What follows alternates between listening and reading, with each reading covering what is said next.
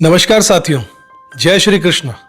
मैं हूं आपका अपना ज्योतिष रत्न भुवनेश और आज लेकर आ गया हूं कार्तिक मास के 25वें दिन की पवित्र पावन कथा।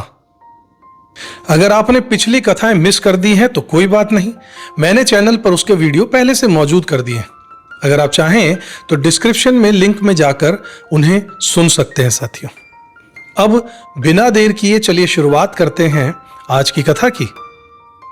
आज हम एक ऐसे बहुत ही पवित्र मंत्र से शुरुआत करेंगे जो आपके जीवन में खुशियां बढ़ा देगा। ओम त्र्यंबकम यजामहे सुगंधिम पुष्टिवर्धनम पूर्वारुकम विवंदनात् मृत्योर्मुक्षीय मामृतात्। यह महामृत्युंजय मंत्र है। मंत्र जीवन की बड़ी चुनौतियों को विजय दिलाने में सहायक होता है।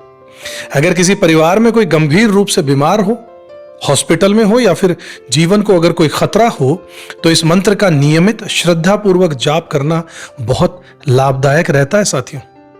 लेकिन एक बात को याद रखिएगा, जप करने वाला तन और मन से पवित्र होना चाहिए। उसके मन में नकारात्मक विचार बिल्कुल नहीं होने चाहिए और उसके मन में अगाध श्रद्धा और भक्ति होनी ही चाहिए। तभी ये मंत्र अपना पूर्ण फल दे पाते हैं साथियों। पिछले वीडियोस में हमने व्रत के उद्यापन के बारे में बात की थी।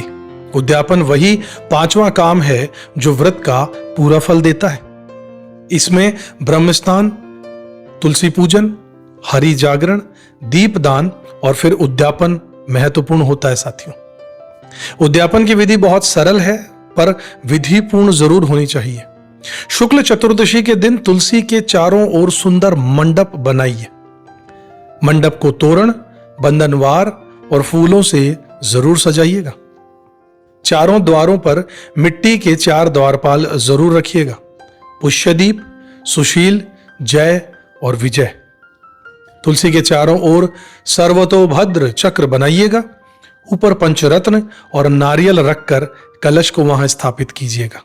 फिर शंख, चक्र, गदा आदि धारण किए हुए भगवान विष्णु और लक्ष्मी के रूप की स्थापना करके पूजा अर्चना जरूर कीजिएगा। रात्रि में भजन, कीर्तन और जागरण जरूर कीजिएगा। प्रातः स्नान करके स्वच्छ जल से स्नान करके स्वच्छ वस्त्र धारण करके हवन कीजिएगा। हवन के बाद ब्राह्मणों को भोजन कराइएगा और संभव हो तो दक्षिणा भी दीजिएगा। यदि आप तुलसी विवाह और उद्यापन दोनों एक साथ करना चाहते हैं तो पुण्य और भी बढ़ जाता है साथियों। मैं उद्यापन की पूरी विधि अगले वीडियो में आपको स्टेप बाय स्टेप बताऊंगा। चलिए सुनते हैं आज के दिन की कथा। यह कथा जय, विजय और उनके पुण्य फल की है।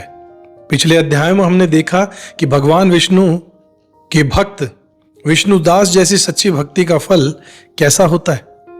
आज हम जानेंगे कि जय और विजय किस तरह से द्वारपाल बने थे। कहते हैं कि देवहूति नाम की कन्या से ऋषि कर्मज्ञ के 2 पुत्र हुए। बड़े का नाम जय और छोटे का नाम विजय था। दोनों बचपन से ही भक्ति में लगे रहे। नित्य अष्टाक्षर मंत्र का जाप करते हुए भगवान विष्णु की पूजा आराधना में लगे रहे। उनकी भक्ति इतनी गहरी थी कि उन्हें भगवान के दर्शन भी प्राप्त हो गए। एक बार मारुतराज ने महायज्ञ करके जय और विजय को बुलाया। वो वहां पर गए। यज्ञ के बाद उन्हें बहुत द्रव्य दिया गया। वे धन को लेकर अपने आश्रम को लौटे। धर्म के कामों में धन का उपयोग करने की स्पर्धा हो गई। दोनों में मनमुटाव, कभी कभी मान भेद भी बढ़ता चला गया। मगर बाद में दोनों ने अपने कर्मों पर पश्चाताप भी बहुत किया। वो फिर से भक्ति में लीन हो गए। एक बार एक हाथी और मगरमच्छ की घटना हुई। गंगा स्नान करने के लिए हाथी गया। मगरमच्छ ने उसे पकड़ा।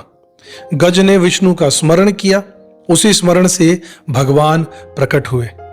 भगवान विष्णु ने दोनों का उद्धार कर दिया और फिर दोनों को अपना स्वरूप देकर वैकुंठ में स्थान भी दे दिया। उनका नाम था जय और विजय और इसी नाम से वो पूरे लोक में प्रसिद्ध हुए। वे भगवान के प्रिय द्वारपाल बने।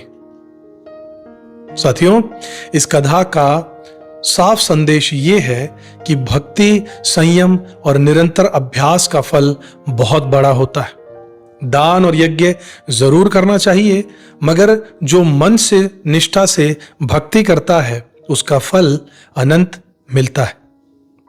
कार्तिक व्रत ऐसे ही जीवन बदल देने वाला एक व्रत बताया जाता है। यदि आप नियमित रूप से व्रत कर रहे हैं तो यह जान लीजिए कि इस व्रत से बड़ा पुण्य कुछ भी नहीं है।